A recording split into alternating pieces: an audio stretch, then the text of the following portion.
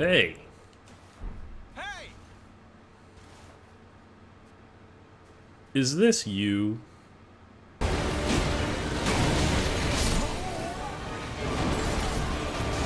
what did I learn?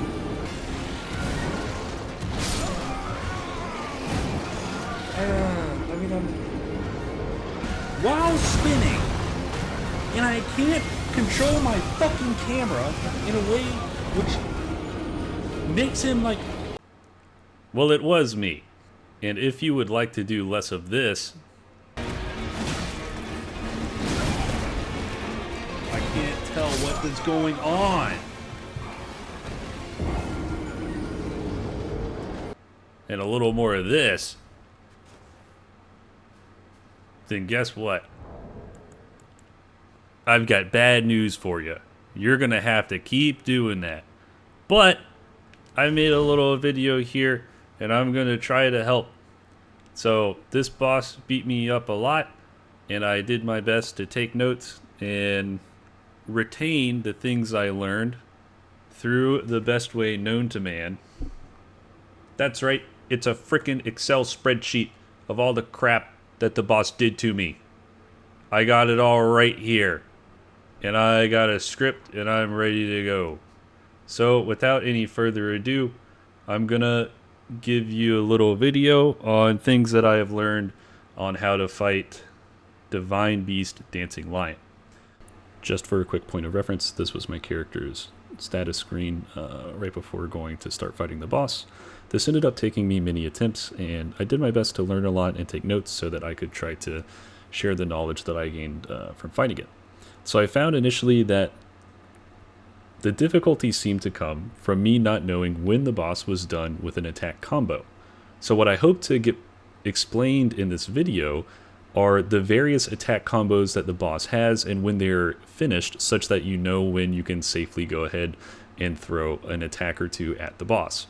There are some attacks which are standalone and easy to recognize, and those are the ones that I would put forward as you would want to focus on those attacks and punishing them, while being more careful and playing more defensively around the other, what I'll call combo attacks. Later in the video, I'll explain exactly what those attacks are and what they look like, and perhaps how to deal with them. I will say that I will admit I definitely don't have a fully optimized strategy for every attack this boss has. If you end up having trouble with a particular attack from the boss, what I would recommend is cross-referencing this video with the VOD from a Soul Level 1, No Hit, or Speedrunner, as those guys typically have very optimized strategies. I'm now going to turn this video over to walking through the boss's attacks, starting with phase 1. So I'll now cut over to walking in the boss arena for like the first time you've ever seen it, and start giving a little bit of a breakdown. So here we are. You enter the room for the first fight, and it's you and the boss. At the start of the fight, the boss is what they look like. But once you get them to around 66%, they will then transition into a lightning phase. Don't worry about this too much. If you've learned the first phase, the lightning phase is more or less all the same. There is an additional lightning attack where the boss will throw lightning bolts at you. Additionally, you need to be aware that after the boss throws an attack at you, there will be lightning effects on the floor that you need to avoid. After roughly over a minute, or as the boss nears half health, they will transition into a phase of a different element. I have seen this transition happen into either frost or wind, so I do not believe that it is consistent you will get one or the other as the second element. For this video, I am going to discuss wind as the next phase. In this wind phase, the boss has a new big tornado attack. Most of his regular attacks now have an air aura around him, as well as his tail backflip attack now shoots a projectile at you. The next transition will come probably roughly after another minute. I am not entirely certain if it is health or time based. In my experience, I believe it to be time based. So whichever element you have not seen yet, be it wind or ice, will come next. As I have given an example of wind being the second elemental phase, I'll now talk about the frost phase as though it were the third phase. Again, you'll see all the attacks you've seen from the first phase. Don't worry about it too much. The new additions are that when the boss attacks you, it'll put ice on the ground. This is typically not a problem as long as you time your rolls correctly. Also, make note that in some cases you'll want to dodge in a direction which won't leave you in ice when your roll is completed. So imagine the stomp attack is coming out, which leaves ice trails on the ground. If you were to roll in a direction where after your roll you would be left in an ice patch, that would be not ideal. The other new thing in the frost phase I've just alluded to is a stomp attack. The boss will raise their foot up, slam it on the ground, and it will shoot out 3 trails of ice out in front of it, as well as put an ice patch right underneath itself. The other thing you may see at this point in the fight is an enhanced combo attack. I haven't gotten to the point of discussing the combo yet, and I'll explain the combo attack and this enhanced elemental version of the combo attack at the appropriate time in the video. Now that you have seen each of the 3 phases, the boss may begin to transition between them. This includes looping back to the first lightning phase. At this point, the boss may transition back and forth between phases, usually not doing so more often than every minute, until the fight ends. Now that I have provided a high-level summary of what to expect to see in the fight, I'm now going to get more into detail. Starting with the first phase, there are many different attacks you can see from the boss. Some of these will combo into each other and others do not and are unique and standalone. I'm first going to cover the standalone abilities. They're easiest to recognize and you can know that you may safely attack at the end of these. The first of these is what I am going to refer to as the combo attack. Before this attack, the boss will backflip away from you, do 2 spinning attacks at you, uplift his head out of the ground forcefully as an attack, and then do a spinning breath attack. He then flips at the end to reset. So here it is, the boss spins. At this point, gain space. If you're not far enough away, roll the first spin. Always roll into the second spin and quickly hit him on the butt. You should be on the side of him so you don't get hit by the head uplift. Then spin the spinning breath attack and get a couple more hits in before he's fully reset. The second standalone attack that I will refer to is going to be called spinning breath. For this attack, I recommend, if you are far enough away, to space the first 2 breaths, and then when the third one comes around, roll it and go ahead and get in a couple attacks on the boss. If you are close to the boss, you can still roll all of the breaths. Sometimes I found that you could dodge the breaths just by standing close to the boss and they would go over you, but that was not consistent. Additionally, I found being close to the boss problematic as he could push you around and make you lose your positioning and fail to dodge the breath because of that. The third attack I will put in the standalone category is just going to be called breath. Simply sprint sideways to avoid this attack, and you can get close for a hit at the end of it. If you are in a pinch, you can actually continuously roll this attack as well. 2 other abilities which are never comboed immediately are the tornado from the wind phase, lightning bolts in the lightning phase, and stomp in the frost phase. I am going to cover these moves in a later section discussing the phase 2 unique attacks. At this point, I've discussed the combo attack, the spinning breath attack, and the direct breath attack.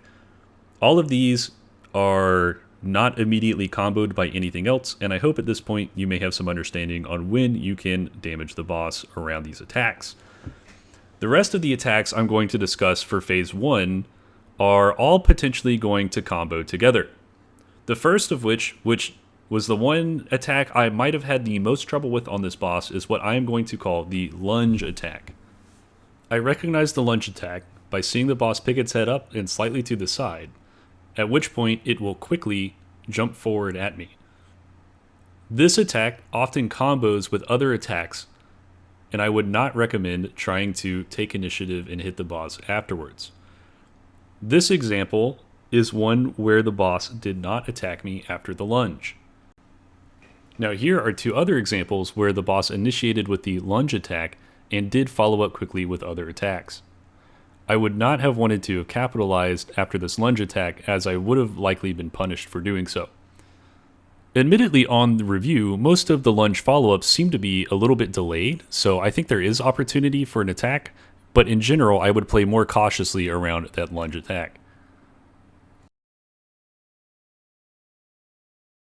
For some context, let's take a look at what my quote-unquote data has, right? So here's a column in which I have lunge described.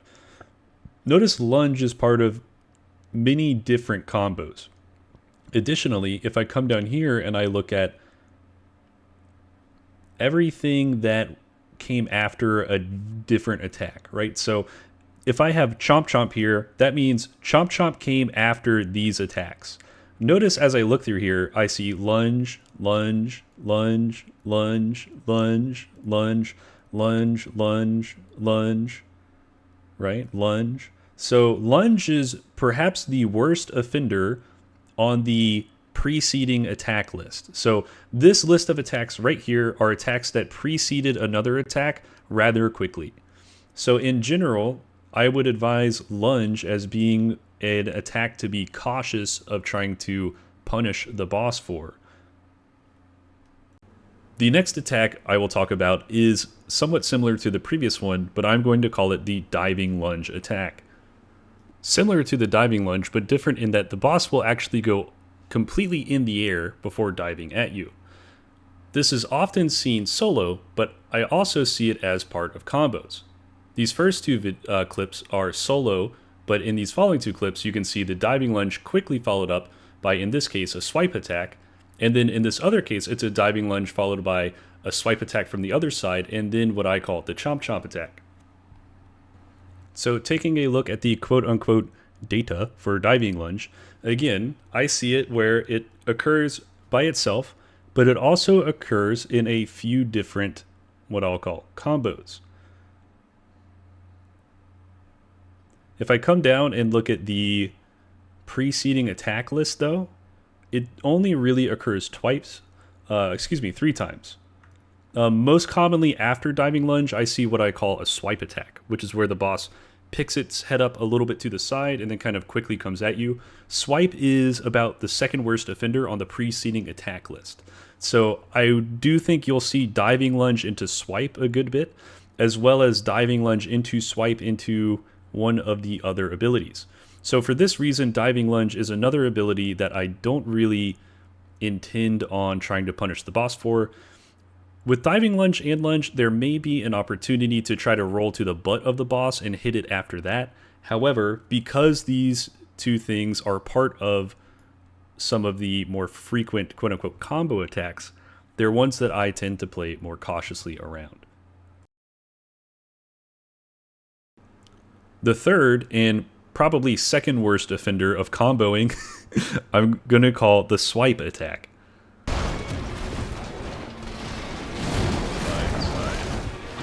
Admittedly, there are two different versions of what I call the swipe attack.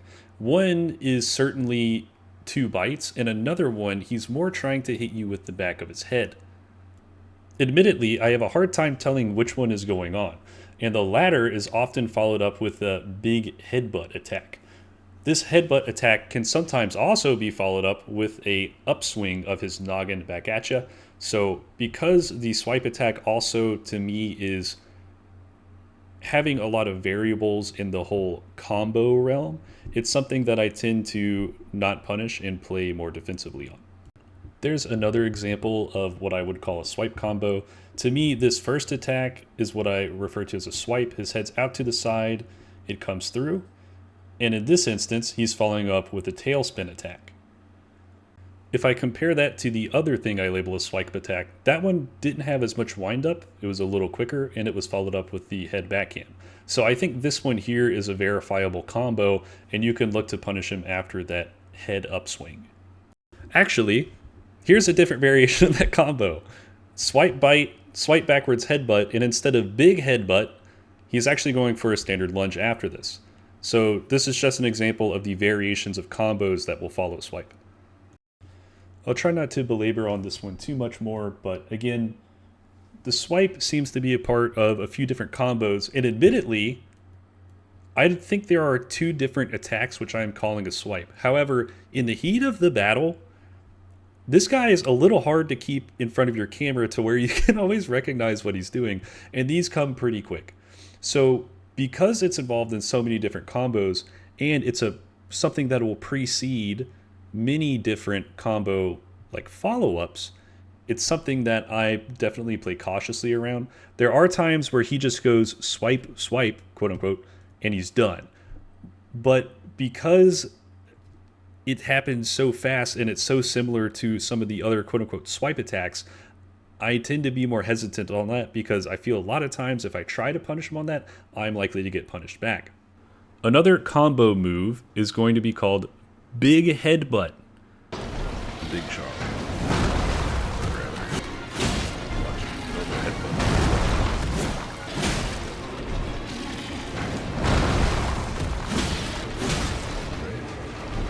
Can't see.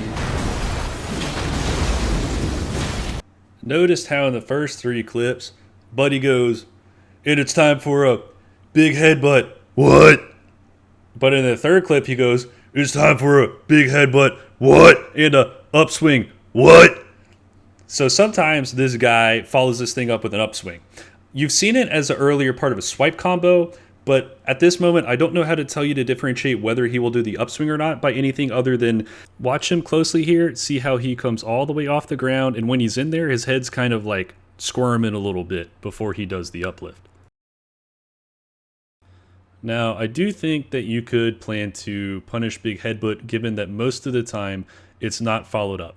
You just have to be careful for the times when it's going to be followed by an upswing.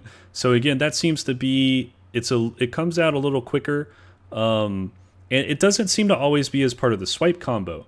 I've seen it as part of the swipe combo, but also in the frost phase, he'll seem to follow up a normal big headbutt with a upswing. So regarding big headbutt, at the end of if it comes at the end of a swipe combo, right? Do not try to punish it. Wait for the upswing. If it comes out on its own, in general, I think you punish big headbutt. If he just is going to regular big headbutt you, not after a swipe, I think you go for the punish, except for seemingly frost phase. It seems to me in frost phase he might follow it up with the upswing. I can't validate that. I looked at a good bit of footage, all right, and I could not find that many instances of him following up with upswing. When he did, though, the few times I saw it, it seemed to be in frost phase outside of the swipe combo, and you could tell that he completely left the ground and his head was like kind of shaken side to side while it was in the ground before the upswing. So it's hard to predict that by if his head's shaken in the ground. So I think it's more his action of the big headbutt. If it's gonna have an upswing, it's like he jumps completely off the ground. But in general, again, if it's normal phase and not part of a swipe combo, I would recommend trying to punish big headbutt.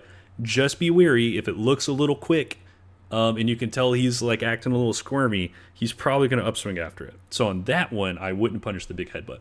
Now, I will say you can probably still even punish big headbutt with upswing by rolling to his butt when he does it, right? That's what we kind of see at the end of a normal combo attack.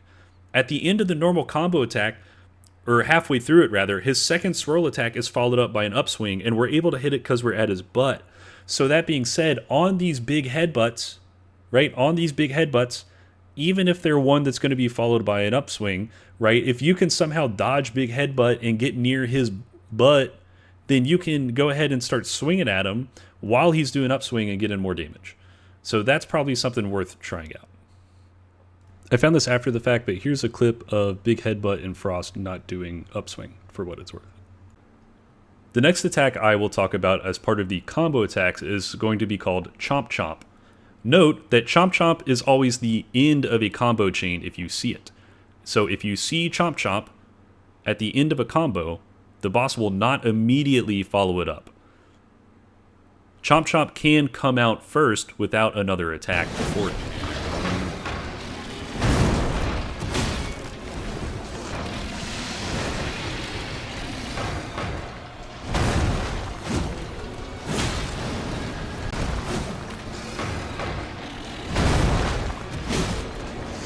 I did find an instance where when he attacked with what I am calling chomp chomp, my roll put me out towards his butt, which in all cases against this boss I think seems most preferential.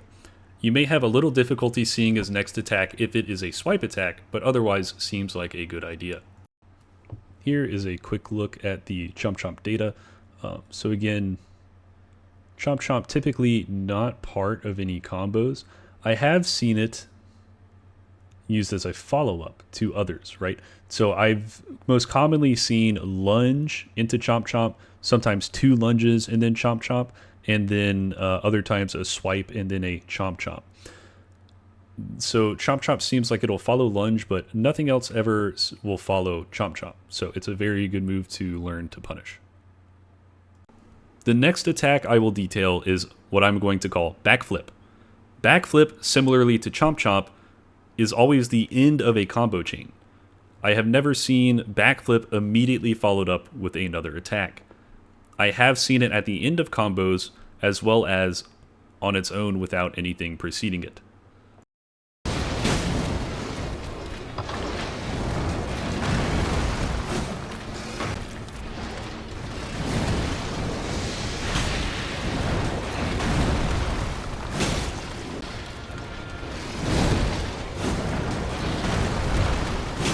This attack is what I'm going to call a combo finisher. There is never another attack following this one. At first, you may roll too early, but you will quickly recognize the attack and get used to the timing. Prepare to punish the boss right after. Another thing to note is that in the wind phase, this attack will shoot a wind projectile. So if you are at range, this boss may use this attack in the wind phase to try to hit you while you're away from him. Now that I have outlined all of what I call the combo attacks, here's a table which shows how these combo together. In bold at the top is the name of a move. Everything under it is something that it got used right after. So for example, here in column D, I have lunge. This means I have seen lunge following a lunge. This means that I have seen a lunge following a diving lunge, and that I have seen a lunge following a swipe.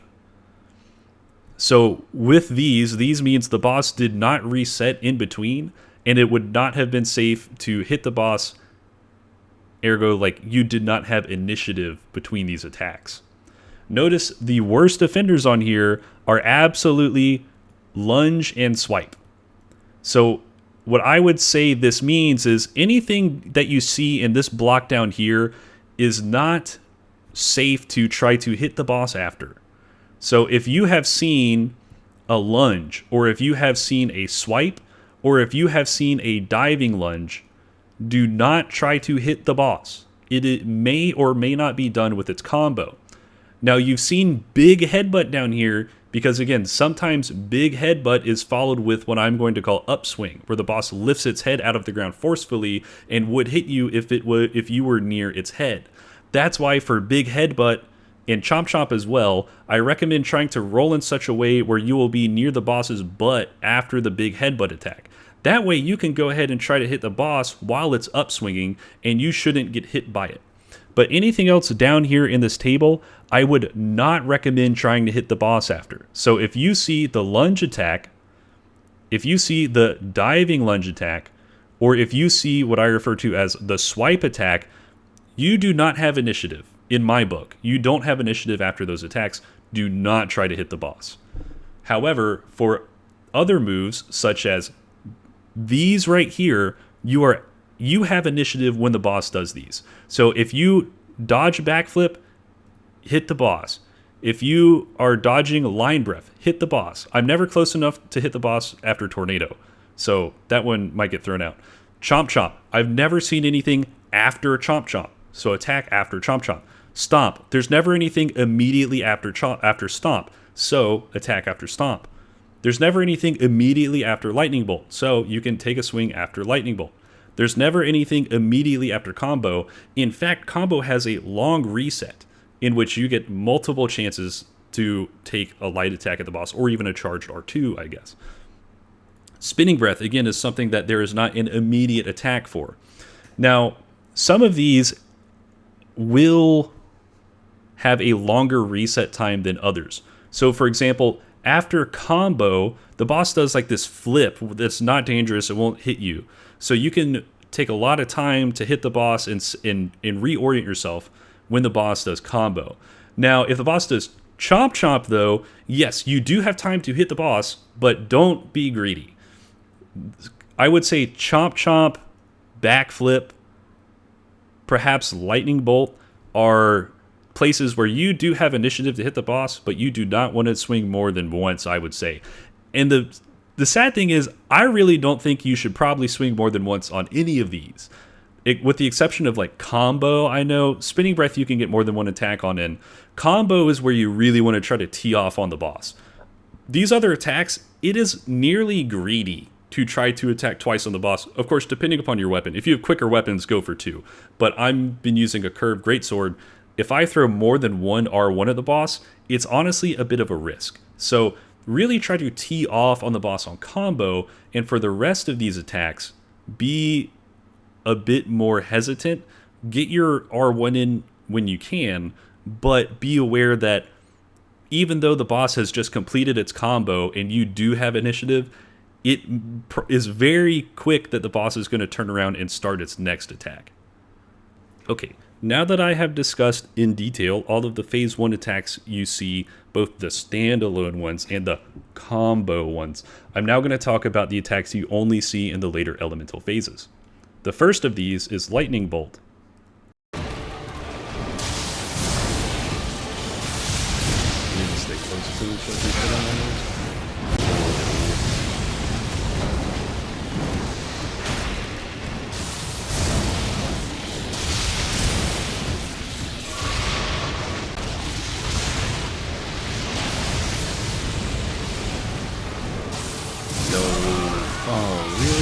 As you can see, lightning bolt comes quickly once in the hand.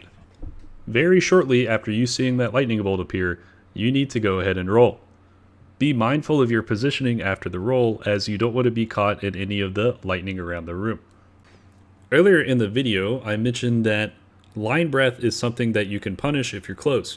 In this instance, I tried to take that window to heal, but I think because I had just been rolling line breath and I was late to get my heal off and ended up getting punished by this lightning bolt.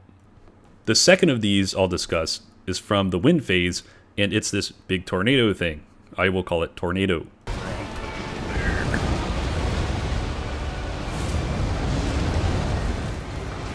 I don't have much to say on this one other than when I saw the boss wind this up, I would gain a little bit of distance, then start sprinting to the side and try to roll at the right time. If I timed this roll incorrectly, I would get hit by this attack. I'm not sure of a better strategy, but that's what worked for me. And lastly, in the frost phase, you have this new stomp attack.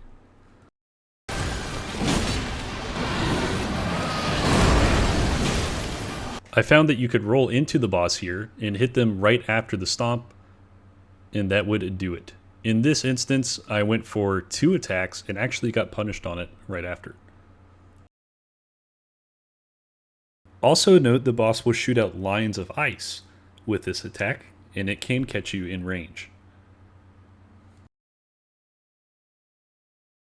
And of course, the culmination of the elemental empowerments of the boss shows up in the combo attack. So the combo attack is enhanced, where he's gonna throw a lightning bolt at you, be wind enhanced when he spins at you, and then when he turns around, instead of doing a circular breath, he's going to do a big frost headbutt. The good news is, you've learned all this already.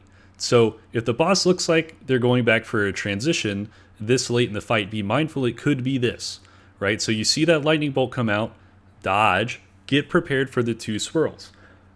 I always dodge into the first one, sometimes you can outrange it, so dodge into the second one. If you're positioned correctly, try to get a hit on the butt, but be wary that this frost headbutt is coming up. You can dodge into it and hit the boss right after. Okay, now that I've sat here and explained all the moves, I do have to say that, frankly, I don't know how much that's going to help you. The way that I can try to say to use this information to help yourself is focus on learning when you have initiative, because if you do that, you'll be patient. You won't end up having to panic as much. So really try to study and learn and become familiarized with the boss's attack patterns. And over time, you'll become more comfortable. You'll learn the boss, and you'll know when it's right for you to attack and when you need to be avoiding. It's not also as much of a win thing as a wear thing. There's a lot of attacks in this game that you can dodge without rolling. Again, I don't have optimized strategies for that presented in this video. If that's something you're interested in, go check out VODs to cross-reference from like Soul Level 1, No Hit, and Speedrunners. Those guys usually have very optimized strategies. One other thing I noticed is that you can stagger this boss. I guess I probably wasn't built for too much stagger, but if you are a jump attack enjoyer, or if you're able to get some charged R2s off, it seems like this boss can be staggered. Another quick thing I'll touch on is there are camera issues here. This boss is big and long and in your face and moving around a lot. And there's walls on all the sides. So in order to help with the camera issues, there's a couple things I'd recommend. One, try to stay near the center of the arena. If you stay near the center of the arena as best possible, it's less likely that you will end up with your back against the wall where the camera is not only having the issue of the boss, but now you're also up against the wall, and that's also kind of messing with your camera. So I would advise to try to stay near the center of the arena as best you can for that reason. Okay, I would like to now try to summarize all the information that I have gathered and put forth. I have recognized something. I have been calling the boss's like signature attack combo. However, I've also been referring to a category of the boss's attack as combo attacks. So I hope that hasn't been confusing. I'm going to keep going forward with this throughout the video. It's not much longer, but I apologize if that's caused any confusion. So to this point, I've tried to outline all of the boss's different attacks and when I believe it is that you have initiative. The biggest problem to me when I was on this boss was just learning when it was okay for me to throw in a swing or two. So with this guide, I hope it's more easy for you to notice when it is safe for you to go ahead and swing at the boss. Frankly, you don't get to swing at the boss that much. The boss throws a bunch of attacks at you, you get to throw one R1, and now it's the boss's turn again for the next 15 seconds, and that kind of repeats itself. Again, if there are particular moves you have trouble with, or you would like to try to better optimize your damage output, one thing I would recommend is cross-referencing this video with VODs from No Hit, Soul Level 1, and or Speedrunners. Those guys will have more optimized strategies where they have really figured out how to squeeze damage out on this boss. Other things that you can do to improve your chances are optimizing your damage output for this boss. So if you are cool taking a look at the wiki during your playthrough, go look up on the wiki what the boss is weak to. A way that you can do that without going to the wiki, I have no problem with the wiki, but during my first playthroughs, I like to try to not use it as I don't want to have anything spoiled for me. Sometimes I go to a wiki page and there's something on there that, you know, tells me what's coming up in the game, and I generally try to avoid that during my first playthrough. But if you want to try to figure out perhaps what the boss is weak to going into it, maybe take a look at armor and items that you've gotten from this area of the game, right? So we can see the boss, we see that the boss has horns. We've killed some horned warriors and got some horned warrior gear. So if I were to pull out horned warrior armor and take a look at it, I might see its stats and say, oh, it has really low focus. So if you're someone that is able to do maddening damage or sleep buildup, that may be particularly good against this boss, because you could infer that this boss might have low focus. So trying to optimize your build for the situation you're up against would be something I'd recommend. Again, go to the wiki, look it up, or try to use in-game items you've gotten from the area to make inferences. The next thing I would recommend is go around and collect more Skadi Tree fragments. When I fought this boss, I had whatever the natural amount was. I hadn't crossed the bridge over to the east side of the river, but I had gotten all the Skadi Tree fragments to this point in the game. So I don't know if that had been however many blessings. I showed my status screen of my character earlier on in the video, so you can go look at what I had there just for reference. The other two things that could be recommended to help improve your performance on the boss are Spirit Ashes and Summoning. Redmane Freya is out front of this boss door. I'm not sure what you have to do to have her name. She's by the first Mikola cross you see. So if her name's not there, maybe you need to go speak to her by the first cross of Mikola that you see out in Gravesite Plain. But she's there for a summon if you want it. Oftentimes from summoning NPCs on bosses, you get emotes, or it might even progress a quest line. So if that's something else you're interested in, I would also recommend it for that reason. One other thing that I would try to advise for helping with camera issues is really try out toggling and untoggling your camera lock. So I think what ended up being most effective for me is that when the boss is in front of me and I'm getting ready to read them, I'm toggled on. After they've attacked me and I've gone ahead and rolled, I found that sometimes it was very appropriate and helpful to untoggle my camera and manually direct my attacks at them. I don't know specifically what to say about this other than try toggling your camera lock off at different points. I think what was best for me was after the boss had attacked me and I was taking my initiative, I was toggling off for my swings at the boss, as sometimes they would reposition with a big twirl or a little bit of a leap. So after I've taken my attack, I would then toggle back onto the boss and reorient and get ready to respond to their next upcoming action. Hey, so this is it. I gotta end this thing at some point. I've been yapping and editing and yapping and editing, and I gotta close it off at some point. So I'm gonna give you my closing thoughts real quick. When you come to this boss, or when you come to apparently any boss in this DLC, just relax, take your time, and when you're first learning the boss, I would say play passively. Don't even, maybe even take your weapon off. Don't actually do that. Well, I don't know. I'm thinking about doing it. Next time I come to like a remembrance boss, I might legit take my weapons off and just focus on learning the boss's patterns. That seems to be the fastest way or the most effective way for me to progress the bosses. When I'm fighting these bosses for the first times and I'm trying to swing at them, all I'm doing is getting frustrated. Because it looks like, oh, this guy just swung 6 attacks at me. It must be my turn to try to hit them. Hell no, it's not, right? You never know that.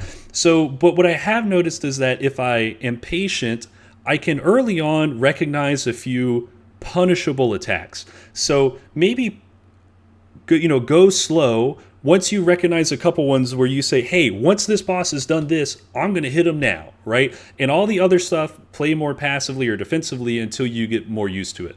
But in short, even this kind of video, I don't know how much good watching it's going to do you. Maybe if you go to the boss and then come back to this, right, to look at something specific, maybe that's helpful. But frankly, like if you just watch this video and go to the boss, I bet you'll still get your ass kicked unless you use a bunch of spirit summons and whatever else.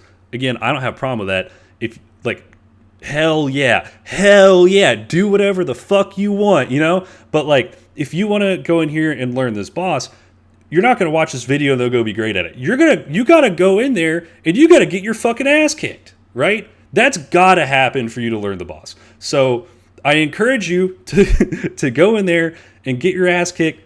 Just be patient, That's what I'm working on doing, and I'm really enjoying the DLC. I think it's great. This boss fight was super cool. I was really frustrated during it with the camera issues, but otherwise, I thought this was super cool. So if you want to see me fighting this boss like in my progression, it's in I'm uploading like a Shadow of the Erdtree playthrough series. It's like episode 8 or something. You can go find it. I wouldn't... My early videos, like 1 through 9 or so, I'm working through getting accustomed to this stuff. So my video recording and my audio recording, the quality and the balancing of those needs to improve and that sort of thing. And I'm working on it. But if this video has really done anything for you, if it's helped you out at all, man, it would put a big ol' smile on my face if you would let me know. Additionally, if you saw something in here that you want to point out a correction to, please do that as well. I don't mind at all there being something in the comments that says, hey, I think you said this, but actually I think it's this. That's perfectly fine. We're a community and we can all learn together. So whatever it is, I hope this has maybe helped. And hey, if it has, I'd really appreciate hearing about it. The playthrough thing I'm uploading isn't really meant to be entertaining. It's more that I'm going through and I'm time stamping everything I find. I'm time stamping the various bosses and stuff I kill. That way, if someone's like, damn, I'm really struggling to find dried bouquet, right? You can go type in dried bouquet, Bellurat Tallier settlement. All those tags are in my video, so I'm hoping maybe it'll pop up. But that's kind of the idea. And this guide is something completely different. I did a little bit of something for Rolana in a recent playthrough video, but nothing like this. So anyway, that was a little bit of self promo and me just just yapping. So hope this was maybe at all helpful, and I wish you guys the best. Hope you have a good one, and I will see you in the next one.